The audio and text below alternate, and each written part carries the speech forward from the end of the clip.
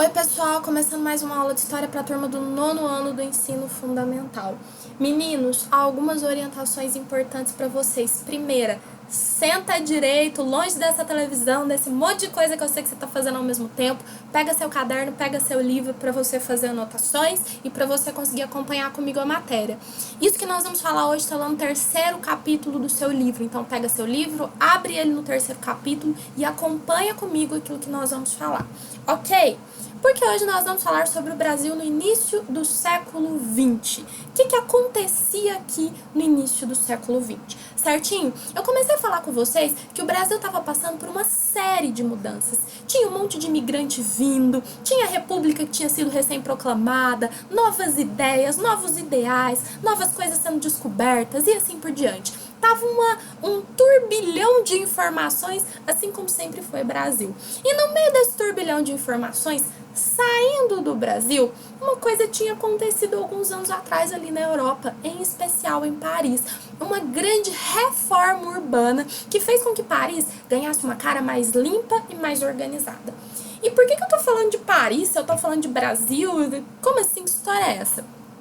É porque Paris era conhecida como uma cidade meio sujinha. Até hoje o povo ainda diz que a galera lá não gosta de tomar banho, aquela coisa toda. Uma cidade meio sujinha, meio assim, meio abarrotada de gente. E de repente, com essa mudança, olha que desenho lindo de cidade, ficou toda contornada, cheia de ruas grandes, largas avenidas e aquela coisa toda. Então os olhos do mundo meio que se voltaram para essa belíssima reforma urbana que tinha sido feita em Paris. E o que a gente tinha no Rio de Janeiro? Um monte de gente chegando, um monte de imigrante, um monte de informação, novas ideias, gente vivendo nas piores condições possíveis, um monte de casa, todo mundo abarrotado, aquela coisa toda que é Brasil. E o prefeito do Rio de Janeiro, naquele momento Pereira Passos, olhou para essa cidade e falou: nossa, ficou bonita, né? Vamos fazer a mesma coisa com o Rio. Vamos remodelar o Rio de Janeiro. E vamos remodelar por quê? Porque tem muita gente chegando. Tinha muito imigrante vindo de dentro do Brasil, gente vindo do Nordeste, gente vindo do Sul. Rio de Janeiro era aquela coisa, a grande cidade, né? Responsável ali pelo governo. Então tinha um monte de gente vindo. E as pessoas iam vindo e elas iam construindo as suas casas, uma em cima da outra, onde dava, não tinha uma preocupação artística, estética na cidade. E o prefeito do Rio de Janeiro falou: se em Paris eles conseguiram, por que a gente não consegue aqui? Vamos remodelar a cidade. O único problema era o seguinte: para construir essas grandes avenidas e fazer, olha a cara aqui, isso aqui não é original, mas é uma ideia de como deveria ficar. Olha aqui, pra gente poder fazer grandes avenidas, aquela coisa toda, tem uma coisa que atrapalha. E o que atrapalha? Isso aqui é original. As moradias feitas por pessoas que estavam ali nos lugares onde as avenidas deveriam ser construídas. Então, se eu tenho gente morando onde eu vou construir a avenida, o que eu vou fazer? Eu vou mudar a minha avenida de lugar? Não, se eu sou prefeito do Rio, eu vou mandar essas casas irem embora, eu vou botar abaixo. Mas não era qualquer tipo de casa, porque o prefeito do Rio, ele não ia ameaçar um grande proprietário com uma mansão imensa para derrubar aquela mansão e fazer uma avenida por cima. Ele ia ameaçar as pessoas que eram a população pobre, mas não porque eles eram uma população pobre, não porque eles viviam de uma forma ruim. O prefeito não era bonzinho para falar: nossa, eles estão vivendo de uma forma ruim, vamos ajudar. Não, nada disso. Eles eram pobres, viviam em péssimas condições, mas viviam no centro da cidade. Pro prefeito é tipo assim: você pode ser pobre e viver em péssimas condições, desde que não seja no centro.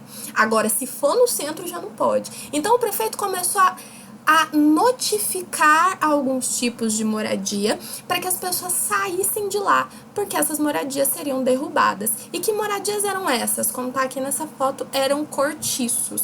Os cortiços eram casas, às vezes mais do que casas, que eram habitadas por várias famílias. Pensa comigo, tipo um lugar como esse daqui.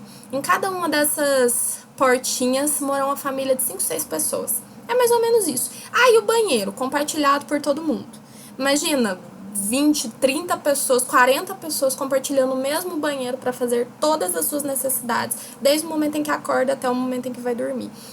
Era um lugar onde infelizmente a gente começou mesmo a ter proliferação de doenças, porque eram lugares fechados, abafados, o ar não circulava direito, era uma bagunça toda. Mas era a casa que muita gente tinha para morar, e era a casa que estava perto do serviço que muita gente tinha. Aí o que o governo falou? Vamos derrubar, bota abaixo e vamos fazer avenida. E o movimento ficou conhecido literalmente como bota abaixo. Bota abaixo os cortiços, vamos fazer avenida, vamos fazer a cidade ficar bonita. Porque eu me preocupo com o povo? Não tanto. Mas na verdade porque esse povo tá atrapalhando a minha cidade a ficar bonita de verdade. Certinho? E quando esse povo precisou sair da sua terra e ir para outro lugar, para onde é que eles foram? Para os morros. E aí, nesse momento, você tem o surgimento das primeiras favelas no Brasil. Porque as pessoas foram expulsas do centro e começaram ali a construir em cima dos morros, e aí de forma extremamente complicada, e posso dizer que pior do que aquela que já estava sendo construída. Certinho? Então a coisa não foi muito boa. Aí aconteceu o seguinte. Isso aqui é um dos assuntos mais importantes para vocês, então presta bastante atenção. As pessoas já estavam revoltadas pelo fato do governo chegar para elas e dizer, olha, você tem que sair da sua casa, você tem que morar em outro lugar. Aí, ok, muita gente teve a moradia expropriada, muitos cortiços foram demolidos, muitas pessoas precisavam sair, e aí, à medida que eles saíam, eles iam construindo as suas casas em lugares muito distantes do seu emprego. Então, atravessavam a cidade para conseguir chegar nos seus empregos, e era todo um trabalho. Isso gerou uma grande insatisfação popular. E as pessoas já insatisfeitas, de repente começaram a vivenciar um grande surto de doenças que começou a acontecer no Rio de Janeiro. Dentre essas doenças, anota aí, nós tínhamos varíola, febre amarela, cólera e até peste bubônica, a peste negra lá da Europa, pois é, vindo pra cá. Então tinha um monte de doenças, e essas doenças, assim como toda doença, não vai pegar somente na pessoa que é pobre, digamos assim. A doença, ela contagiava qualquer um que chegasse perto da pessoa que estava contaminada. E aí a gente começou a ter uma preocupação em relação à forma como as pessoas iriam viver e a forma como essas doenças iriam ser propagadas pela cidade. Isso gerou um certo cuidado e o desejo de fazer campanhas para vacinar a população para que elas não pegassem essa doença. O único problema foi a forma como essa campanha foi feita. Era mais ou menos assim, olha, me dá seu braço aqui que você vai ser vacinado. E a pessoa não sabia o que era vacina, por que ela estava sendo vacinada, o que era, ninguém sabia de nada. E a pessoa não tinha escolha. Simplesmente a galera ia lá e vacinando, e isso gerou o quê? Revolta da vacina. Porque as pessoas não queriam que fosse obrigatório a vacinação. Porque já tinham sido expulsos das suas casas, já tinham ido para morar em lugares distantes, já estavam vivendo em péssimas condições, estava no meio da precariedade, grande insatisfação popular. Ainda chega alguém querendo me vacinar obrigatório? Nada disso. Então a gente teve a revolta da vacina. E essa é uma das charges mais famosas que nós temos em relação à vacina, a revolta da vacina. Esse carinha aqui, sentado na agulha, é o médico sanitarista que teve a ideia de fazer isso, Oswaldo Cruz. Guarda esse nome pro resto da sua vida. E aqui tinha gente jogando, pinico mesmo, xixi nos coitados que ia vacinar, enfim. E aqui ele tava, montado na vacina, e vamos sanitizar o Rio de Janeiro, aquela coisa toda. Isso gerou muita piada em jornal, muita piada. E até hoje é um dos assuntos que a galera mais cobra em vestibulares.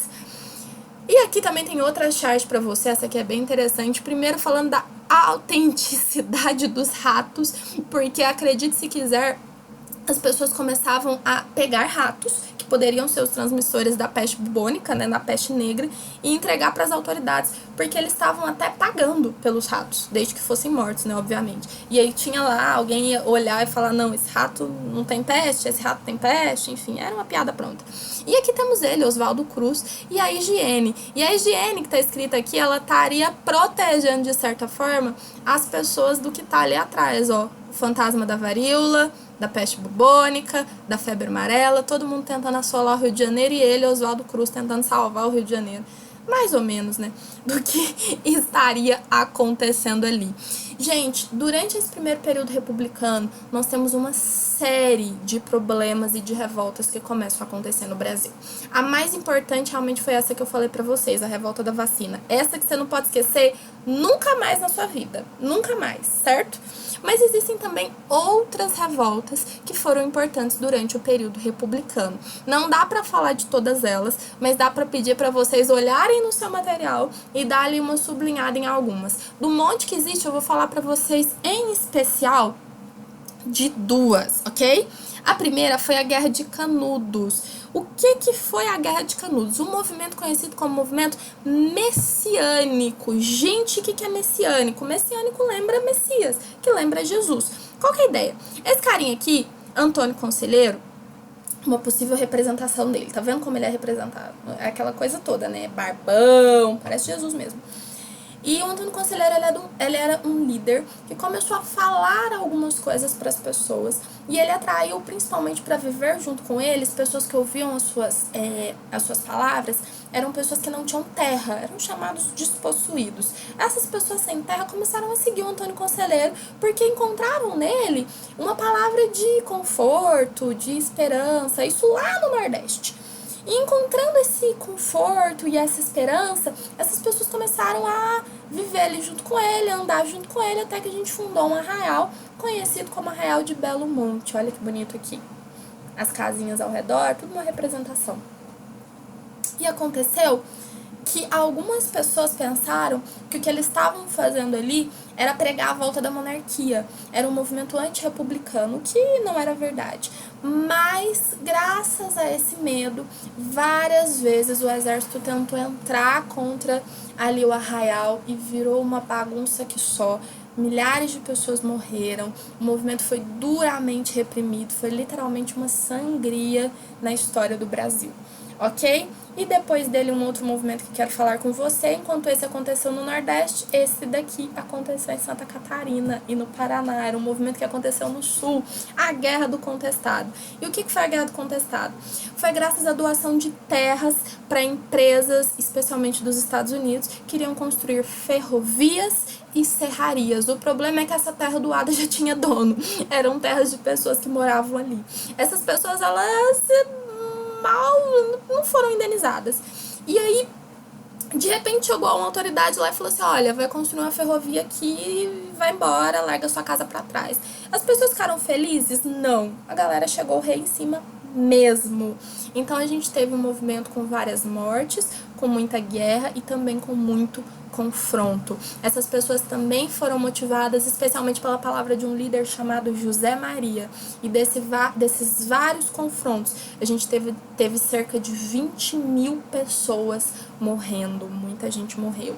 Gente, ainda falta falar um pouquinho pra vocês sobre cangaço, que você vai olhar aí no seu livro, é bem tranquilo, você já deve ter ouvido histórias a respeito do cangaço, mesmo que sejam histórias, enfim, de Lampião, Maria Bonita, daí uma olhada, e também sobre Revolta da Chibata e Semana de Arte Moderna, que são matérias que você vai ver também em outras disciplinas, ok? Então Deus abençoe você, não se esqueça de olhar um pouquinho sobre o cangaço, é um movimento bem interessante, especialmente sobre Lampião e Maria Bonita. Se você estiver aí tranquilo, eu sei que você consegue até inclusive assistir vídeos e ver um pouquinho mais sobre o que foi produzido a respeito disso, tá bom? Deus abençoe a sua vida, fique em paz, uma excelente semana, que você seja cheio de sabedoria, graça e paciência do Senhor. Amém?